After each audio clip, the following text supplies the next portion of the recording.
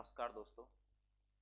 Awasthi online classes Hindaun में आपका हार्दिक अभिनंदन है। मैं रंजीत सिंह आपके लिए वर्ण विचार की अगली यूनिट लेकर के उपस्थित हुआ हूं। आइएगा, जुड़िएगा अपने टॉपिक वर्ण विचार से। देखिए दोस्तों, कल हमने वर्ण विचार की परिचय को स्टार्ट किया, वर्ण की परिभाषा को जाना, वर्ण के भेद किए, वाग यंत्रों को हमने जाना, ध्वनि को हमने समझा। इसके बाद में हम पहुंचे वर्ण के भेद। दोस्तों, आप जानते हो कि वर्ण के दो भेद होते हैं।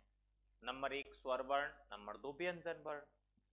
स्वर वर्ण को हमने जाना, व्यंजन वर्णों को हमने जाना। स्वर वर्ण संख्यात्मक 11 होते हैं, व्यंजन 33 होते हैं। स्वर कौन कौन से होते हैं ये आपने जाना। साथ में आपने ये भी पढ़ा कि स्वर वर्ण वास्तविकता में मात्रा चिन्ह होते हैं। इन सब के साथ में जब हम कल की क्लास समापन कर रहे थे तो उस समय मैंने आपको बताया कि नेक्स्ट क्लास में हम पढ़ेंगे स्वर वर्णों का वर्गीकरण। तो मैं हाजिर हुआ हूं आपके सामने स्वर वर्णों का वर्गीकरण लेकर के।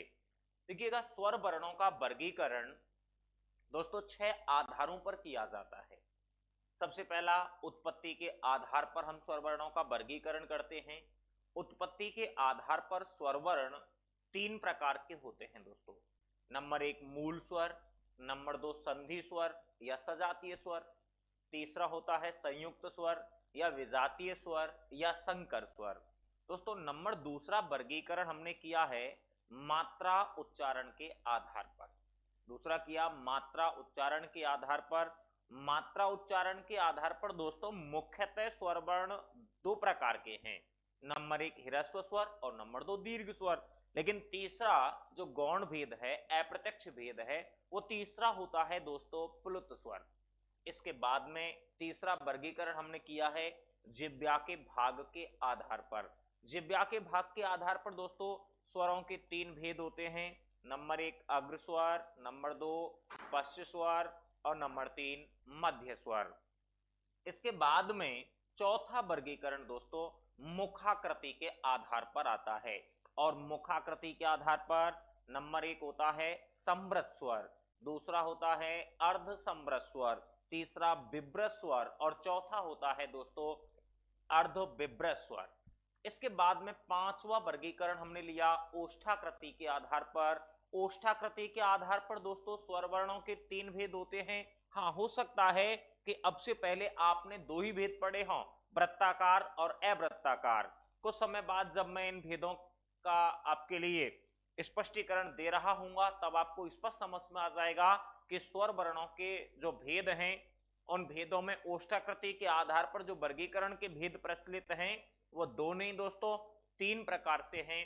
नंबर 1 वृत्ताकार स्वर या व्रतमुखी स्वर, या मैं कह सकता हूं कि गोलक स्वर या वर्तुलाकार स्वर। दूसरा है अर्धवृत्ताकार स्वर या अर्धवृतमुखी स्वर या अर्धगोलक स्वर या अर्धवर्तुलाकार स्वर। और तीसरा जो हम भेद लेते हैं दोस्तों वह होता है अवृत्ताकार स्वर या अवृतमुखी स्वर या अवर्तुलाकार स्वर या अगोलक स्वर। और लास्ट वर्गीकरण आपका आया वायु के नाक या मुख से निकलने के आधार पर। वायु के नाक या मुख से निकलने के आधार पर दोस्तों स्वर वर्णों के 2 भेद होते हैं, अनुनासिक स्वर और निरनुनासिक स्वर। तो आइए चर्चा करते हैं हम पहले वर्गीकरण आधार उत्पत्ति के आधार पर। उत्पत्ति के आधार पर स्वर वर्णों के भेद होते हैं 3 और उन 3 भेदों में सबसे पहला हम लेंगे मूल स्वर। तो नंबर 1 वर्गीकरण हम लेते हैं उत्पत्ति के आधार पर। उत्पत्ति के आधार पर स्वरों के भेद हुए 3। याद रहे कितने भेद होते हैं 3। और 3 भेदों में पहला भेद है हमारा मूल स्वर। देखिए, मूल स्वर किसे कहते हैं, संधि स्वर किसे कहते हैं, संयुक्त स्वर किसे कहते हैं, इन्हें जानने से पहले मैं अपने वर्णमाला के 11 स्वरों को यहां नोट कर रहा हूं। देखिएगा, 11 स्वर आप जानते ही हैं। अ, ई, ई, उ, ऊ, री, ए, ओ, औ। बीच में एक छोटी सी जानकारी और आपको देना चाहूंगा दोस्तों, यहां आपके मन में कभी ये विचार आ सकता है कि ये वर्ण क्या है। देखिए दोस्तों, ये वर्ण भी स्वर वर्ण है, लेकिन ध्यान रहे ये हिंदी वर्णमाला का स्वर नहीं है। ये जो स्वर है वो अंग्रेजी वर्णमाला का है। इसे हम हिंदी के अंतर्गत आगत या गृहीत स्वर के नाम से जानते हैं। आगत या गृहीत स्वर के नाम से जाना जाता है। कभी भी आपसे पूछ लिया जाए कि हिंदी वर्णमाला में आगत स्वरों की संख्या, आपका उत्तर होगा 1, गृहीत स्वरों की संख्या 1। दूसरी बात आप याद रखना कि ये जो अ स्वर है, आगत या गृहीत स्वर है दोस्तों, इसका प्रयोग सदैव अंग्रेजी के शब्दों के साथ में किया जाता है। याद रही, आगत या गृहीत स्वर का प्रयोग अंग्रेजी शब्दों के साथ में किया जाता है। हिंदी के शब्दों के साथ में इसका प्रयोग हम नहीं करते। मान लीजिए मुझे डॉक्टर लिखना है, तो हम डॉक्टर ऐसे लिखते हैं, ना कि हम डॉक्टर ऐसे लिखते हैं। ऐसे डॉक्टर लिखेंगे गलत हो जाएगा। डॉक्टर शब्द ऐसे लिखा जाता है क्योंकि ये अंग्रेजी का शब्द है और अंग्रेजी का ये आगत स्वर इसके साथ में प्रयुक्त किया जाता है। आशा है आपको जानकारी पसंद आई होगी। अच्छा जी, इसके बाद में अब हम बात करते हैं नेक्स्ट स्वर वर्णों के वर्गीकरण पर। और स्वर वर्णों के वर्गीकरण में हम ले चुके हैं नंबर 1, उत्पत्ति के आधार पर। उत्पत्ति के आधार पर पहला वर्गीकरण भेद होता है मूल स्वर। देखिएगा, ये जो 11 स्वर हैं दोस्तों, इन 11 स्वरों को हमें उत्पत्ति के आधार पर मूल स्वर, संधि स्वर, संयुक्त स्वर में बांटना है। उसके तुरंत बाद हमें इन्हीं 11 स्वरों को मात्रा उच्चारण के आधार पर 2 भेदों में बांटना है, ह्रस्व और दीर्घ में। उसके बाद जिह्वा के भाग के आधार पर इनका वर्गीकरण करना है, तो मुखाकृति के आधार पर इन 11 स्वरों को बांटना है, फिर ओष्ठाकृति के आधार पर, और उसके बाद वायु के नाक या मुख से निकलने के आधार पर हम इन्हें वर्गीकृत करेंगे और उसके बाद अपने स्वर वर्ण यहां समाप्त हो जाएंगे।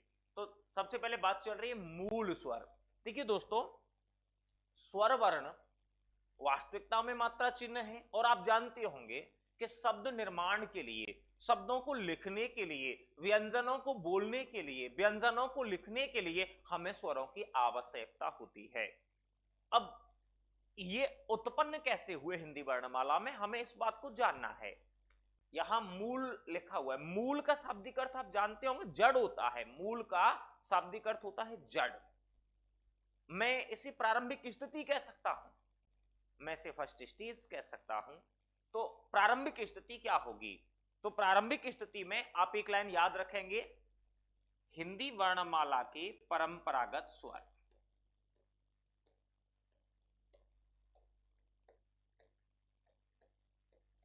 हिंदी वर्णमाला के परंपरागत स्वर।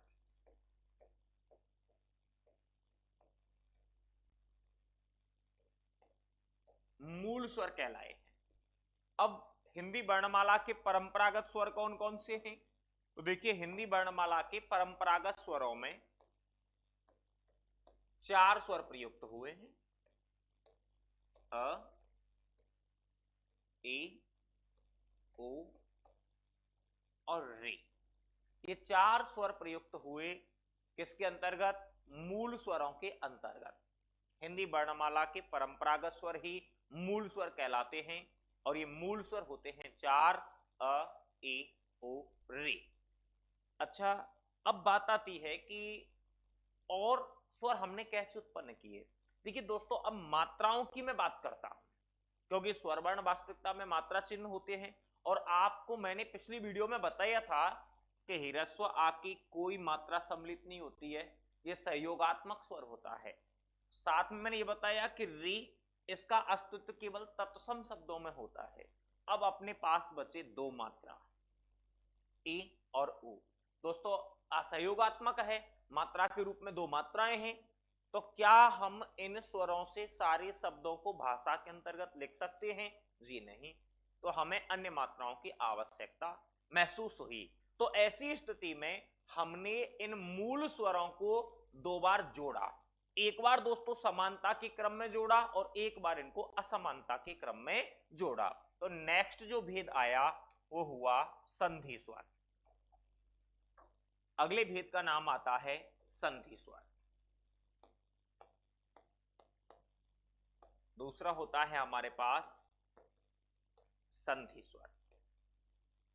अब देखिए संधि, संधि का शाब्दिक अर्थ आप जानते होंगे, मेल करना, योग करना, जोड़ करना, और मेल योग जोड़ करने के लिए दो का होना आवश्यक है। आप जानते होंगे संधि का शाब्दिक अर्थ जोड़ होता है, योग करना होता है, मेल करना होता है। और दोस्तों मेल और योग के लिए दो का होना आवश्यक है। ऐसा कहा जाता है अकेला हंसता भला न रोता भला, अर्थात सुख दुख में साथी होना आवश्यक है, तो जोड़ के लिए भी दो का होना आवश्यक है। तो यहां हम लेते हैं, अब जोड़ कैसे करेंगे, और जोड़ भी हमने किया इनका समानता के क्रम में। तो याद रही मूल स्वर वर्णों को, कैसे स्वरों को? मूल स्वरों को समानता के क्रम में, मूल स्वरों को समानता के क्रम में जोड़ने से उत्पन्न स्वर। मूल स्वरों को समानता के क्रम में जोड़ने पर जो उत्पन्न हुए वही स्वर संधि स्वर कहलाए। अब जैसे मैंने यहां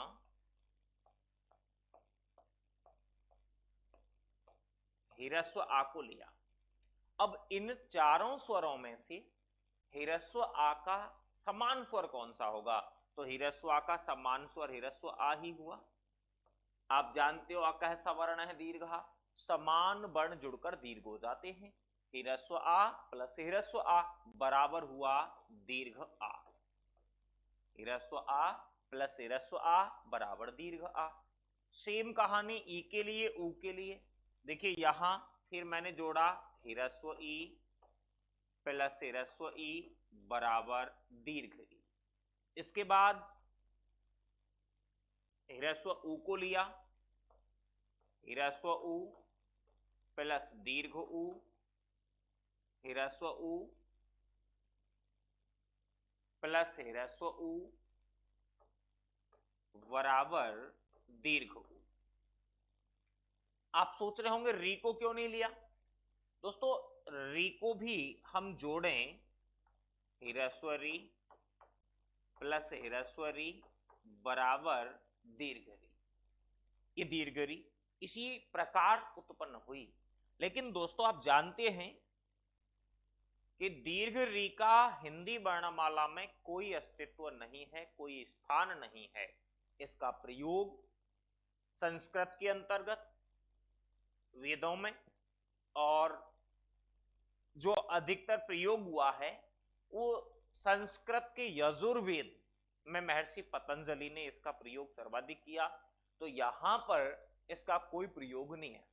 आप जानते होंगे विज्ञान में डार्विन का सिद्धांत, जिनका प्रयोग नहीं किया जाता वो कालांतर में लुप्त हो जाते हैं।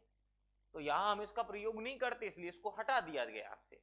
यदि इसको यहां मान्य करते ना तो अपने वर्णों की संख्या 12 हो जाती, यही दिक्कत आ जाती हमारे लिए। तो इसको यहां मान्य नहीं किया जाता है। निर्मित ये दीर्घ ऐसे ही हुई है, लेकिन इसका प्रयोग यहां मान्य नहीं है, इसलिए हम इसको यहां से हटा देते हैं। अब अपने पास जो संधि स्वर हैं वो संधि स्वर हो गए 3। कौन कौन से? दीर्घ आ, दीर्घ ई, दीर्घ ऊ। और हम यदि मूल स्वरों की बात करें तो मूल स्वर हो गए हमारे पास 4, अ, ए, ओ, रे। अब एक बात और ध्यान रहे कि मूल स्वरों को हमने कैसे क्रम में जोड़ा है? समानता के क्रम में। समानता के क्रम में जोड़ने के कारण हम संधि स्वरों को सजातीय स्वर के नाम से भी जानते हैं। इन्हें सजातीय स्वर के नाम से भी जाना जाता है। और इसके बाद में तीसरा जो भेद आता है आपका, तीसरा भेद हुआ है आपका संयुक्त स्वर। उत्पत्ति के आधार पर तीसरा भेद होता है संयुक्त स्वर। अब देखिए संयुक्त स्वर किसको कहेंगे?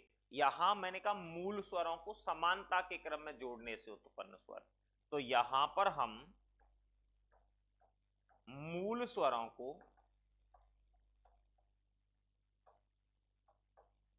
असमानता के क्रम में जोड़ते हैं। याद रहिए, समानता के क्रम में जोड़ने पर संधि स्वर और असमानता के क्रम में, असमानता के क्रम में जोड़ने से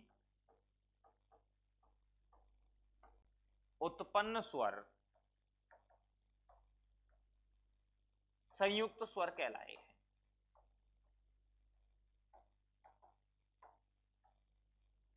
अब असमानता के क्रम में कैसे जोड़ा जाए? देखिए सबसे पहला जो मूल स्वर है वो ह्रस्व आ है। हम ह्रस्व आ को लेते हैं,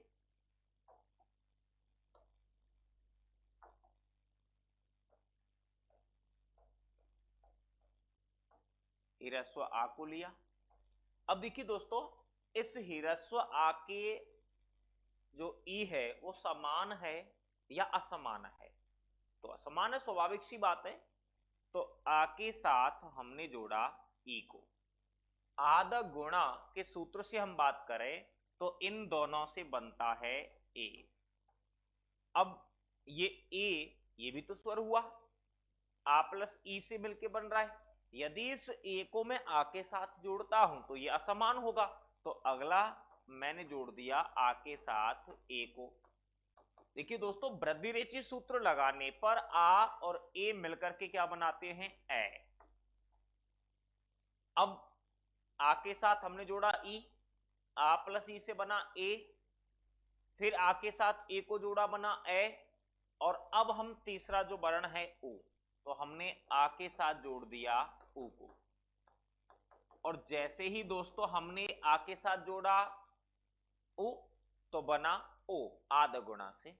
और अब इसके बाद में आ के साथ हम जोड़ते हैं ओ, तो वृद्धि रेचि से निर्मित होता है औ। ये जो चारों वर्ण हैं, ये चारों वर्ण हुए संयुक्त स्वर। मूल स्वरों को असमानता के क्रम में जोड़ने से उत्पन्न होने वाले स्वर क्या कहलाते हैं? संयुक्त स्वर। देखिए यहां मूल स्वरों को हमने समानता के क्रम में जोड़ा, समानता के क्रम में जोड़ा तो हमने कहा सजातीय स्वर। और अभी हमने मूल स्वरों को कैसे क्रम में जोड़ा? असमानता के क्रम में। तो असमानता के क्रम में जोड़ने से उत्पन्न होने के कारण इन्हें हम विजातीय स्वर या संकर स्वर के नाम से जानते हैं। विजातीय स्वर या संकर स्वर के नाम से जाना जाता है। ये आपके उत्पत्ति के आधार पर स्वर वर्णों का वर्गीकरण था। देखिए अब संख्या की बात करता हूं तो यहां मूल स्वरों की संख्या हुई 4, संधि स्वरों की संख्या हुई 3 और संयुक्त स्वरों की संख्या हुई है दोस्तों 4। तो देखिएगा 4 3 7 4 11 और अपने स्वरों की टोटल संख्या 11। अब इनकी बैठक व्यवस्था की मैं बात करता हूं कि हिंदी वर्णमाला में इन स्वरों का क्रम यही क्यों रखा? इनका अलग से क्रम क्यों नहीं हुआ? इनको ऐसे क्यों नहीं रखा? अ ई उ री, फिर दीर्घा दीर्घी दीर्घु, ए ओ औ, ऐसे क्यों नहीं रखा गया?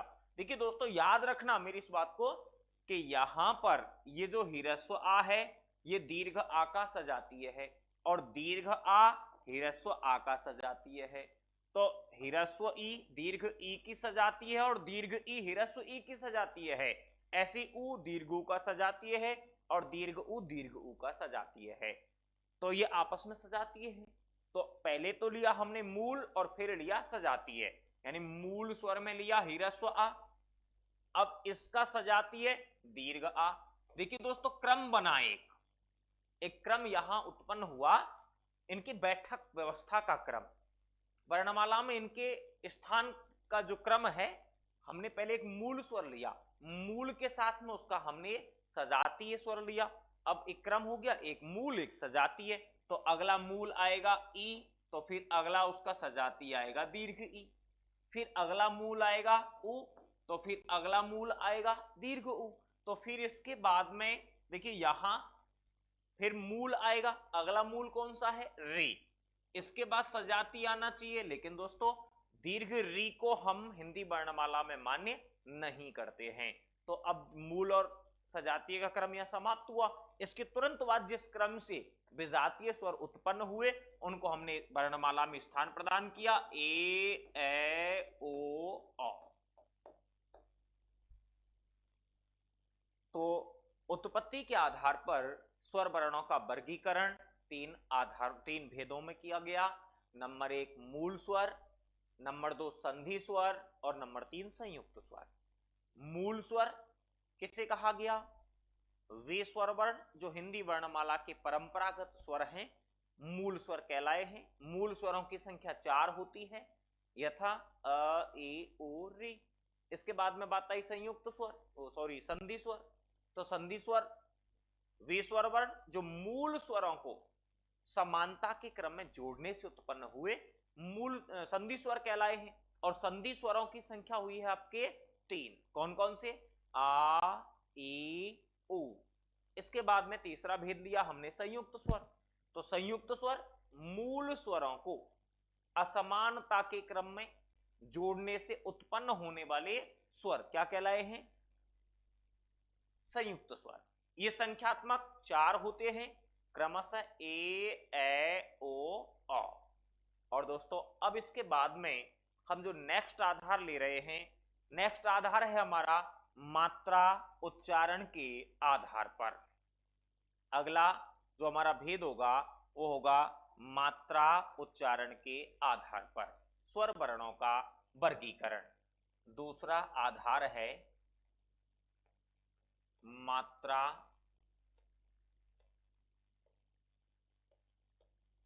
उच्चारण के आधार पर। देखिए मात्रा उच्चारण के आधार पर स्वर वर्णों के मुख्यतः भेद होते हैं 2।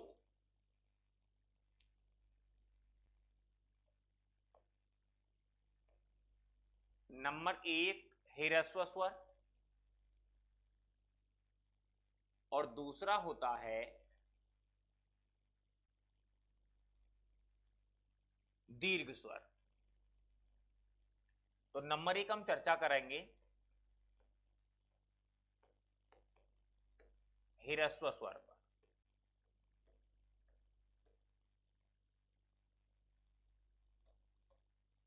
अब ह्रस्व और दीर्घ स्वर को पढ़ने से पहले मैं पुनः उन्हीं 11 स्वरों को अंकित करूंगा इधर।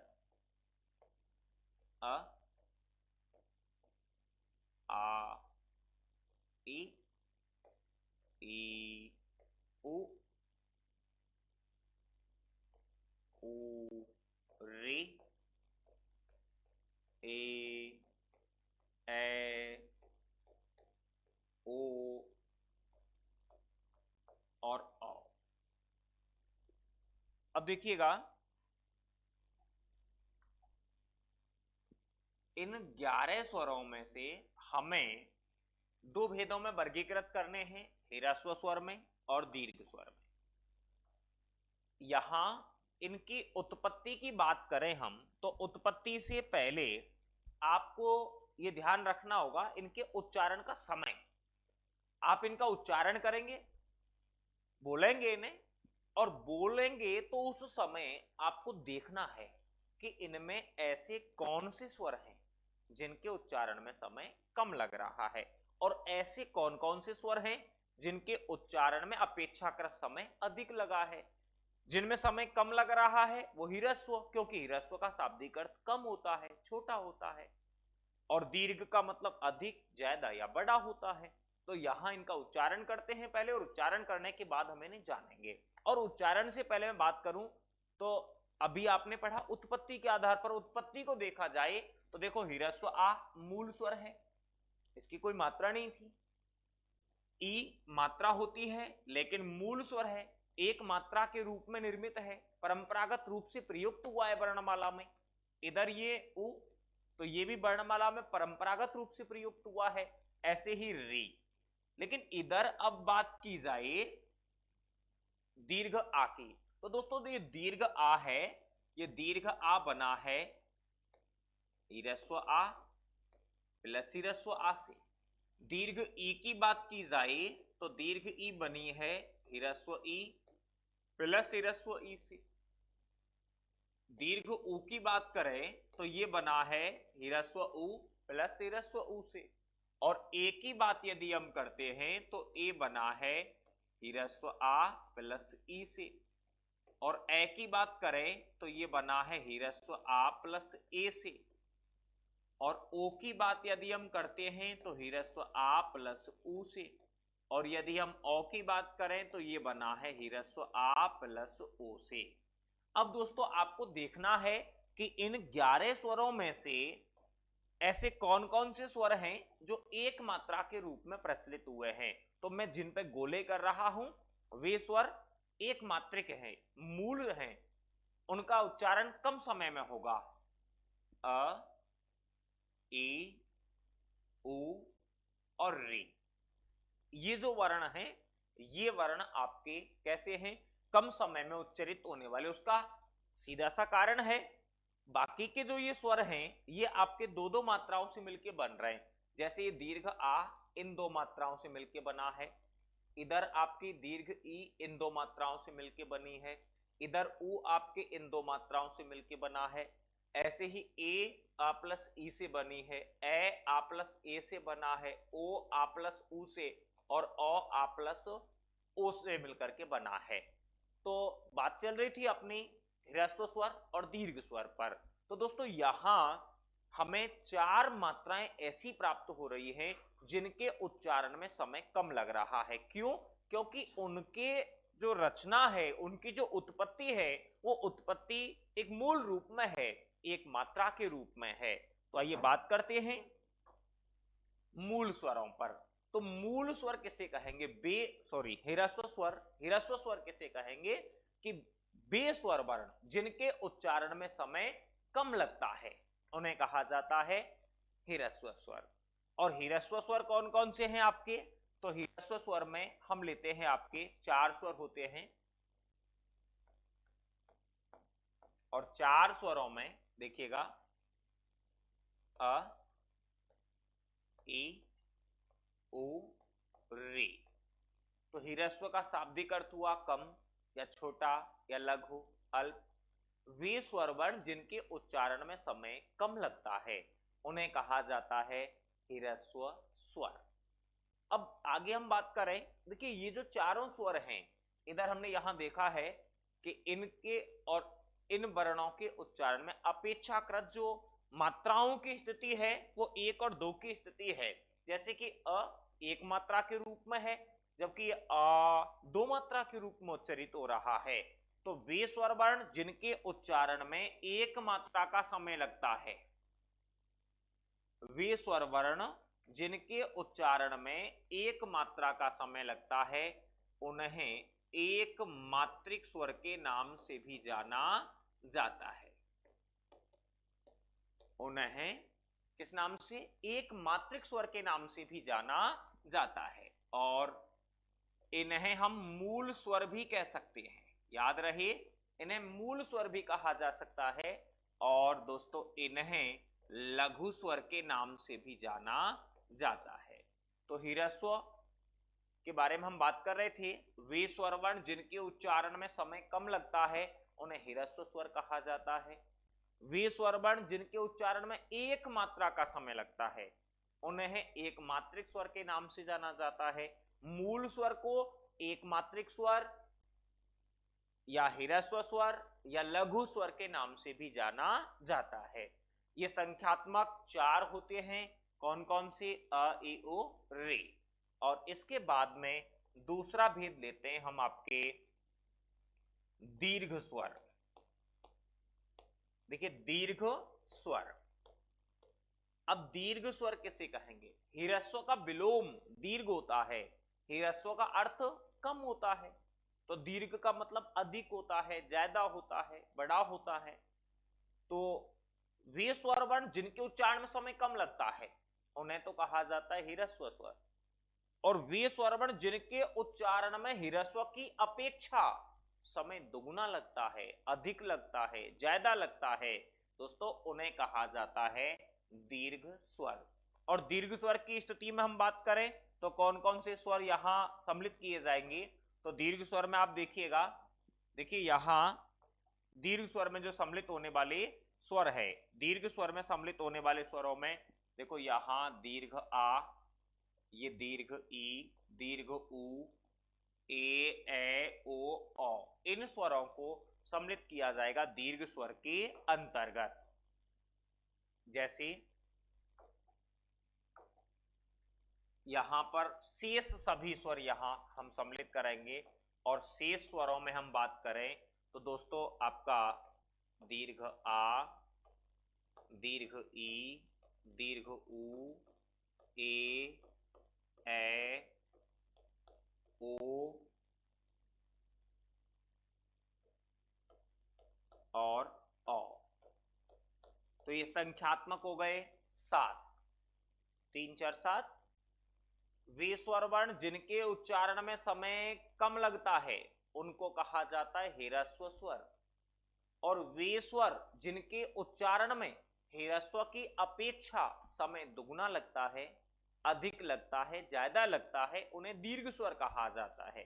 देखिए दोस्तों यहां जो उच्चारण का समय था वो एक मात्रा का था, यहां समय अधिक है, तो स्वाभाविक सी बात है कि यहां पर जो समय लगेगा उच्चारण में वो 2 मात्राओं का समय लगेगा। तो याद रहे कि जिन स्वर वर्णों के उच्चारण में 2 मात्राओं का समय लगता है उन्हें द्विमात्रिक स्वर के नाम से जाना जाता है। तो 2 मात्राओं के समय में उच्चारित होने वाले स्वर कहलाते हैं द्विमात्रिक स्वर। इन्हें कहा गया मूल स्वर, क्योंकि अ, ई, उ, री ये मूल रूप में है। लेकिन यहां देखा जाए तो ये सभी जो शेष 7 स्वर हैं ये सभी संधि प्रक्रिया से बन रहे हैं। कहीं दीर्घ नियम लागू हो रहा है, अक सवर्ण दीर्घा, कहीं आद गुणा से बन रहे हैं, तो कहीं वृद्धि रेची से बन रहे हैं, इसलिए इन्हें मैं संध्यक्षर कह सकता हूं। तो याद रहे कि दीर्घ स्वर को संध्यक्षर के नाम से भी जाना जाता है, और जैसे इन्हें लघु स्वर कहा गया है तो इन्हें हम गुरु स्वर के नाम से भी जानते हैं। ये थे आपके दीर्घ स्वर। इसके बाद में जो तीसरा भेद है, गौण भेद है, वह होता है प्लुत स्वर। देखिए दोस्तों परिभाषा की बात करता हूं मैं, तो परिभाषा तो हो सकता है आप खुद ही समझ चुके होंगे कि यहां पर समय कम लगा, उसके बाद दीर्घ स्वर में समय दुगना लगा था या ज्यादा लगा था, तो अब स्वाभाविक है कि अब समय और अधिक लग रहा होगा, तिगुना लग रहा होगा। बिल्कुल सही सोच रहे हैं आप लोग कि समय तिगुना ही लगेगा, ह्रस्व स्वरों की अपेक्षा इनके उच्चारण में समय तिगुना लगता है, और जब समय तिगुना लगेगा तो 3 मात्राओं का समय लगेगा। तो याद रहे कि वे स्वर वर्ण जिनके उच्चारण में ह्रस्व स्वरों की अपेक्षा समय तिगुना लगता है या 3 मात्राओं का समय लगता है उन्हें हम प्लुत स्वर या त्रिमात्रिक स्वर के नाम से जानते हैं।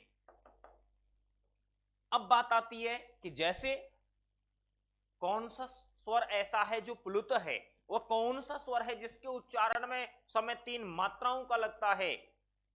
आपके दिमाग में, आपके मनोमस्तिष्क में गूंज रहा होगा ओम। लेकिन ओम दोस्तों प्लुत है, लेकिन संस्कृत का स्वर है। अब मैं जो बोलने जा रहा हूं आपको, आप ध्यान से सुनिएगा, पूर्ण मनोयोग से सुनिएगा। हो सकता है कि एक बार में यह बात आपको अटपटी लगे, लेकिन बात सच है। हिंदी वर्णमाला के अंतर्गत कोई प्लुत स्वर नहीं होता है। कहां से हो सकता है प्लुत स्वर? आप थोड़ा सा अपने मस्तिष्क पर दबाव डालिए और देखिएगा हिंदी वर्णमाला में स्वरों की संख्या 11। हमने किया बंटवारा, ह्रस्व स्वर के हिस्से में आए 4 स्वर, दीर्घ स्वर के हिस्से में आए 7 स्वर। दोस्तों कहां से दूं इसके लिए स्वर? अपनी वर्णमाला में 11 स्वर थे, हम पूरा बंटवारा कर चुके हैं। 4 स्वर आए हैं आपके कहां? ह्रस्व के खाते में, और 7 स्वर आते हैं दीर्घ स्वर के खाते में, तो कोई स्वर बचा ही नहीं। इसलिए याद रहे कि हिंदी वर्णमाला में कोई प्लुत स्वर नहीं होता। लेकिन दोस्तों जब इसको सम्मिलित किया है तो इसके लिए कुछ ना कुछ तो हमें प्रबंध करना ही होगा। ऐसा समझ लीजिए आपके घर कोई निमंत्रण पे आया हुआ है, आपको भोजन कराना है, और एक बिना ही निमंत्रण के आ गया, आप दोनों को भोजन करा रहे हैं। एक के लिए बढ़िया सब्जी बढ़िया मिठाई आपने सर्व की है, और जो बिना निमंत्रण के आया और वो साथ में खाना खा रहा है, क्या उसके लिए आप सूखी रोटी दोगे? ऐसा नहीं हो सकता ना। तो इनके लिए हमने जब वर्ण आवंटित किए हैं तो वर्ण हम यहां भी आवंटित करेंगे। अब ध्यान दीजिएगा, सबसे पहली बात मैं यहां नोट कर देता हूं, आप भले इसे नोट डाउन कर सकते हो अपनी नोटबुक में। याद रहे कि हिंदी वर्णमाला में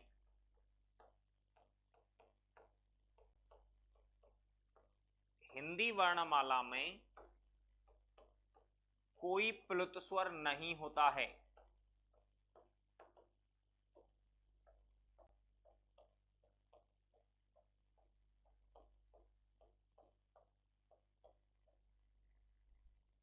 और अगली बात याद रहे, लेकिन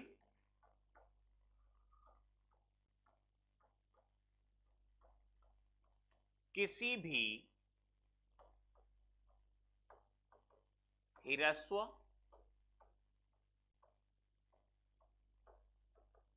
या दीर्घ स्वर पर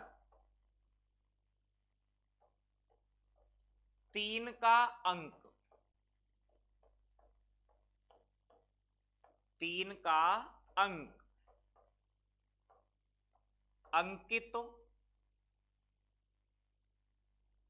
3 का अंक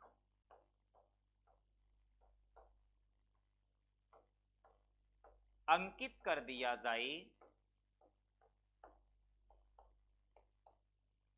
याद रखना इस बात को कि किसी भी ह्रस्व या दीर्घ स्वर पर 3 का अंक अंकित कर दिया जाए तो वो 3 का अंक है ना, वो प्लुत स्वर नहीं होगा। तो जिस स्वर पर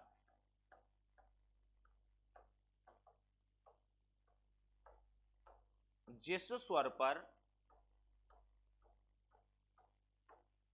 3 का अंक अंकित है, जिस स्वर पर 3 का अंक अंकित है उसे प्लुत स्वर माना जाता है।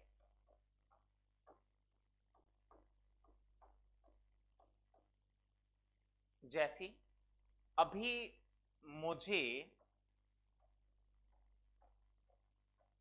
राधा लिखना है, मैंने लिखा राधा। अभी यहां कोई प्लुत स्वर नहीं है, दोनों दीर्घ स्वर हैं। मैंने यहां 3 का अंक अंकित कर दिया। आप सोच रहे होंगे 3 का अंक प्लुत स्वर है, मैं स्पष्ट मना कर चुका हूं, बोर्ड पे लिखा हुआ है, आप देख सकते हो। मैंने कहा किसी भी ह्रस्व या दीर्घ स्वर पर 3 का अंक अंकित कर दिया जाए तो जिस स्वर पर 3 का अंक अंकित है उस स्वर को ही प्लुत स्वर माना जाता है। तो यहां ये 3 का अंक अंकित है, ये 3 का अंक प्लुत नहीं है। अब जैसे ये धा को आप प्लुत माने तो धा भी प्लुत नहीं है। यहां धा पे मात्रा किसकी आ रही है? देखो वियोजन करते हैं हम, स्वर रहित रा, धन दीर्घ आ, धन स्वर रहित धा, धन दीर्घ आ। तो अब यहां पर अंतिम स्वर क्या रहा है? दीर्घ आ, और 3 का अंक किस पर अंकित हुआ? दीर्घ आ पर। गणित में पढ़ा होगा आपने x की पावर q, ये पढ़ा होगा आपने गणित में x की पावर q। तो इसका मतलब क्या हुआ? x into x into x. तो क्या हम हिंदी में नहीं कर सकते? दीर्घ आ की पावर क्यू, दीर्घ आ इंटू दीर्घ आ इंटू दीर्घ आ। अर्थात तात्पर्य क्या हुआ? तात्पर्य हुआ कि दीर्घ आ का उच्चारण हमको तिगुने समय में करना है। अभी जैसे मैं लिख देता हूं कि रमन, यहां 3 का अंकित कर दिया जाए तो ना में ह्रस्व आ स्वर है, तो ह्रस्व आ के ऊपर 3 का अंक अंकित है, तो इसका मतलब ह्रस्व आ को हम क्या मानेंगे? प्लुत स्वर। अभी जैसे मैं लिख देता हूं साक्षी, और यहां 3 का अंक अंकित कर दिया जाए तो दीर्घ ई के ऊपर क्यू आ रहा है, तो यहां दीर्घ ई कैसा हो जाएगा? प्लुत स्वर। तो दोस्तों याद रखना, वे स्वर वर्ण जिनके उच्चारण में ह्रस्व स्वरों की अपेक्षा समय तिगुना लगता है या 3 मात्राओं का समय लगता है, उन्हें प्लुत स्वर या त्रिमात्रिक स्वर के नाम से जाना जाता है। याद रहे कि हिंदी वर्णमाला के अंतर्गत कोई प्लुत स्वर नहीं होता है, लेकिन जिस ह्रस्व या दीर्घ स्वर पर 3 का अंक अंकित हो, तो वहां उस 3 के अंक को नहीं, बल्कि जिस स्वर पर वह 3 का अंक अंकित हुआ है उस स्वर को प्लुत स्वर माना जाता है। आप सोच रहे होंगे कि इनका प्रयोग कहां होता है? याद रखिएगा दोस्तों, प्लुत स्वरों का प्रयोग प्राय चीखने में, पुकारने में या संगीत में किया जाता है। अभी आपका कोई मित्र भाई दूर खड़ा हुआ है, आप उसको जो आवाज देते हो, लंबी आवाज जो दी जाती है, लोकांचल में उसे हेला देना भी कहा जाता है। जैसे मैं कहता हूं गौरव, अंतिम जो आ आता है हम उसकी ध्वनि को तिगुना खींचते हैं। जैसे नेहा, तो लंबी आवाज देते समय हा कैसा हो गया? तिगुना। हा मतलब आ कैसा हो गया? तिगुना हो गया। और दूसरा, इन प्लुत स्वरों का प्रयोग संगीत में किया जाता है, लय या तुकबंदी में इनका प्रयोग किया जाता है। नेक्स्ट जो हम आधार लेंगे वो नेक्स्ट वीडियो में हम लेके आएंगे आपके लिए। अगला आधार होगा हमारा जिह्वा के भाग के आधार पर अग्रस्वर, मध्य स्वर, पश्च स्वर। तुरंत उसके बाद हम लेंगे आपके लिए मुखाकृति के आधार पर समृत स्वर, अर्ध समृत स्वर, विव्रत, अर्ध विव्रत। ओष्ठाकृति के आधार पर वृत्ताकार, अर्धवृत्ताकार, अवृत्ताकार। और वायु के नाक या मुख से निकलने के आधार पर अनुनासिक, निरनुनासिक। तो यहां से आगे मिलते हैं दोस्तों नेक्स्ट वीडियो में वर्ण विचार की नेक्स्ट यूनिट के साथ में। बने रहिएगा आप लोग अवस्थी ऑनलाइन क्लासेस हिंडौन की इस मुहिम के साथ में। जय हिंद, जय भारत।